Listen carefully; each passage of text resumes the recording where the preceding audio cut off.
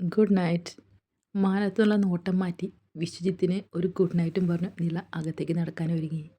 I, അതെന്ത് പോക്കാണെടോ, ആരാ ഏതാ എന്നൊക്കെ അറിയണ്ടേ? ഓ, അതിൻ്റെ ആവശ്യമെന്ത്? അവൾ അങ്ങനെ അകത്തേക്ക് കയറിപ്പോന്നു. വിശ്വജിത്തിൽ ഒരു സന്തോഷച്ചിരി വിരിഞ്ഞു. അവളുടെ ഉള്ളിൽ എവിടെയോ താനുണ്ട്. അതാണ് ആ മുഖം മങ്ങിയത്. എന്തായി? പ്രതീക്ഷയോടെ കാത്തിരുന്ന സേതി അവളെയും വലിച്ച് റൂമിലേക്ക് ഓടി. നിനക്ക് ഇങ്ങനെ ശരിക്കും അറിയില്ലല്ലേ? അവളുടെ വലിയ ചിത്തേട്ടൻ പറച്ചിലൊക്കെ കേട്ടാൽ തോന്നും അങ്ങേരെ നിനക്ക് നല്ലോണം അറിയാമെന്ന്. നീ എന്താ ഉണ്ടായതെന്ന് പറ. ഇടി കോപ്പി അങ്ങേർക്ക് വേറെ ആരെയോ ഇഷ്ടമാണ്. ആരെ? കോളേജിലുള്ള വല്ല പെൺപിള്ളേരും ആവും. സേതിയുടെ മുഖം ഒന്ന് ചുളിഞ്ഞു. നീ അവിടെ ചെന്ന് എന്താ പറഞ്ഞത് അത് പറ.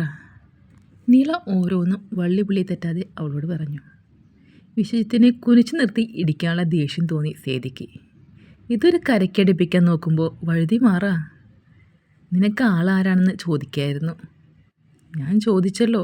അപ്പോൾ അങ്ങേർക്ക് എൻ്റെ ചേതോ വിഹാരമല്ലേ അറിയേണ്ടത്? നില താഴേക്ക് കൈ കൊടുത്ത് ബെഡിലേക്ക് കയറിയിരുന്നു. സനിച്ചേട്ടനാണെടി ഇതിലും സൂപ്പർ. നമുക്കത് സെറ്റാക്കാം. അല്ല പിന്നെ. വിശ്വജിത്തിനോടുള്ള ദേഷ്യത്തിൽ സേതി ചാടിക്കയറി പറഞ്ഞു. അതന്നെ, അല്ലേലും നിൻ്റെ ചിത്തേട്ടൻ ഫുൾ ഉടായിപ്പ് തന്നെയാ. സനിച്ചേട്ടൻ തന്നെ മതി. പുതപ്പെടുത്ത് തലവരെ മൂടിക്കിടക്കുന്നതിന് നിളയും അത് ശരിവെച്ചു. അയ്യോ, ഒരു ദേഷ്യത്തിന് പുറത്ത് പറഞ്ഞത് നിള ശരിവെക്കുന്നത് കണ്ട് സേതി നെറ്റിയിൽ സ്വയം അടിച്ചു. സനിയോട് സംസാരിക്കണം എന്ന് വെച്ച് പോയിട്ട് അവൾക്ക് ഇന്നതിന് പറ്റിയുമില്ല. ഇപ്പോൾ തന്നെ മനസ്സിൽ ഞാനായി പിന്നെയും തിരി തെളിയിച്ചു കൊടുക്കുകയും ചെയ്തു. സേതി തലയിൽ കൈവച്ച് നിന്നുപോയി. പുതപ്പിനുള്ളിൽ കയറിയവൾ വൈകാതെ ഉറക്കവും പിടിച്ചു. സേതി നഖവും കടിച്ച് ഉറക്കം വരാതെ ഇരുന്നു. വിശ്വജിത്തിനെ പോയി കണ്ട് 2 ചീത്ത വിളിച്ചാലോ എന്നൊക്കെ തോന്നി അവൾക്ക്. അന്നേരം തന്നെ വൃന്ദ അവളെ വിളിക്കുന്നത്. എടി, നിൻ്റെ ചേട്ടൻ എന്ന് പറയുന്ന മനുഷ്യനെ എനിക്ക് കൊല്ലാൻ തോന്നുന്നുണ്ട്. എന്തേലും പണി കിട്ടിയോ? വൃന്ദ പതിഞ്ഞു ചോദിച്ചു. സേതി നിലയെ ഒന്ന് നോക്കി പയ്യെ എണീറ്റ് വിൻഡോയുടെ അടുത്തേക്ക് മാറി നിന്നു.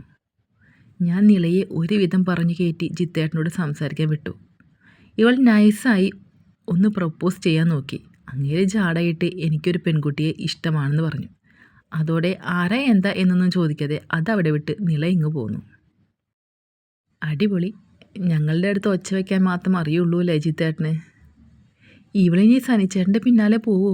ഞാനാണെങ്കിൽ അന്നേരം ജിത്തേട്ടനുള്ള ദേഷ്യത്തിൽ ഒന്ന് വഴി തിരിച്ച് വിടുകയും ചെയ്തു. അതേതാ സനി പുതിയ അവതാരം? അവതാരം പുതിയതൊന്നുമല്ല.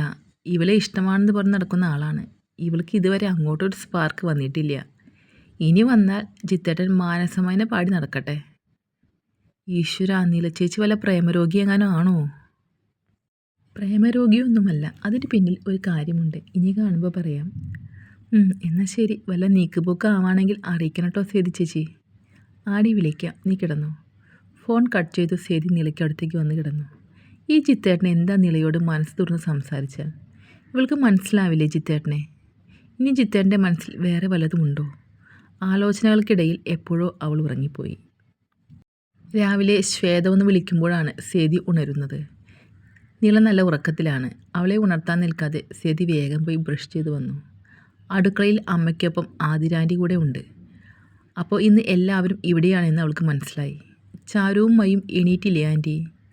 സേതി അവർക്കടുത്തേക്ക് ചെന്ന് തിരക്കി. അച്ഛനും മക്കളും നല്ല ഉറക്കമാണ്. അവർ ഉണരുമ്പോൾ പല്ല് തേപ്പിച്ചിട്ട് ഇങ്ങോട്ട് വിടാൻ ഞാൻ പറഞ്ഞിട്ടുണ്ട്. ഇന്നെന്താ സ്പെഷ്യൽ? ദേ ഇഡലിയും സാമ്പാറും ചമ്മന്തിയും രാവിലേക്കായി. ഇനി ഉച്ചയ്ക്ക് മീൻ വല്ലതും വരുമെന്ന് നോക്കാം. ഇല്ലേൽ ശരത്ത് എണീറ്റിട്ട് ചിക്കനോ മറ്റോ വാങ്ങാം, ശ്വേത പറഞ്ഞു. അല്ല, നില ഇതൊക്കെ കഴിക്കില്ലേ? ആതിര പെട്ടെന്ന് തിരക്കി. അവൾ കഴിച്ചോളും. രാവിലെ അവളെ കുത്തിപ്പൊക്കാൻ ഇത്തിരി പാടാണ്. ഉറങ്ങിക്കഴിഞ്ഞ് എണീക്കട്ടെ. ഇവിടെ ഇപ്പോൾ അത്യാവശ്യമൊന്നും ഇല്ലല്ലോ നേരത്തെ ഉണർന്നിട്ട്. ശ്വേത അവൾക്കൊരു ചായ എടുത്തു കൊടുത്തിട്ട് പറഞ്ഞു. സേതു എണീറ്റോ? ഓ, അവനും ചിത്തും കൂടി പുറത്തേക്ക് ഇറങ്ങിയിട്ടുണ്ട്. സേതി ആ ചായയും കയ്യിലെടുത്ത് പുറത്തേക്ക് ഇറങ്ങിച്ചെന്നു. ശരത്തിൻ്റെ വീട്ടിലേക്കുള്ള വഴിയിലായി വിശ്വജിത്ത് സേതുവിനെയും കൊണ്ട് വീൽ ചെയർ ഉന്തി പോകുന്നുണ്ട്. അവരെ കണ്ട് ശരത്ത് ഇറങ്ങി വരുന്നുമുണ്ട്. പിന്നാലെ കുട്ടികളും. സേതിയെ പുറത്ത് കണ്ട് പിള്ളേർ രണ്ടും ഓടി വന്നു. പല്ലു തേച്ച് കഴിഞ്ഞ് മുഖം കഴുകിയ വെള്ളം തുടയ്ക്കാൻ കൂടി നിൽക്കാതെയുള്ള വരവാണ്. രാത്രി ഉയർത്തിക്കെട്ടിയ മുടിയൊക്കെ അഴിഞ്ഞു വീണ് കിടപ്പുണ്ട്. സേതി 2 ആളെയും വിളിച്ച് റൂമിലേക്ക് ചെന്നു. അവരുടെ മുടിയൊക്കെ ചീകി ഒതുക്കി കെട്ടിക്കൊടുത്ത് സേതി കുളിക്കാൻ കയറി. സേതി കുളിച്ച് വരുമ്പോൾ പിള്ളേർ രണ്ടും നിലയെ കുത്തിപ്പൊക്കിയിട്ടുണ്ട്.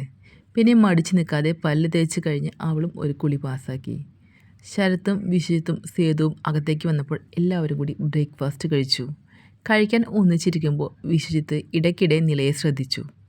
തന്നെ യാതൊരു മൈൻഡും ചെയ്യാതെയുള്ള അവളുടെ കഴിപ്പ് കണ്ട് അവൻ്റെ മുഖമൊന്ന് ചുളിഞ്ഞു.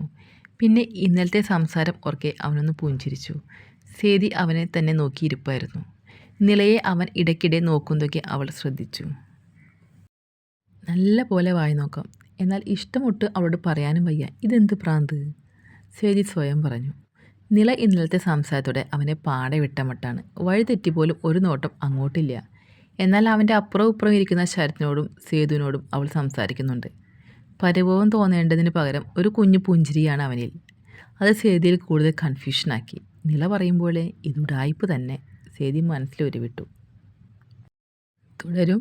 സ്നേഹത്തോടെ, അഭിനവി.